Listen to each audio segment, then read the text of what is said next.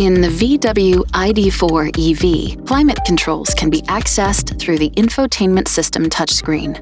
From the home screen, touch the climate icon, then the classic climate tab.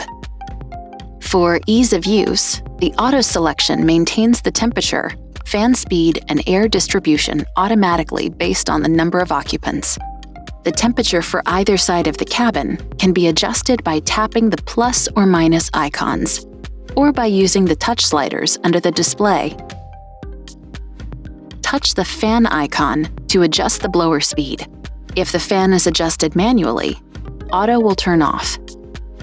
Manually select any combination of panel vents, footwell vents, or defrost vents. The sync button returns all settings to the driver's side settings. Touch AC to activate air conditioning, or Max AC, which recirculates the air while directing it to the upper body. Recirculation can be turned on and off manually. The Smart Climate tab offers climate control shortcuts such as clearing fog and ice from the windshield, directing warm air to the footwell, the steering wheel, and more. Touch the power switch in the main climate menu to turn the system off.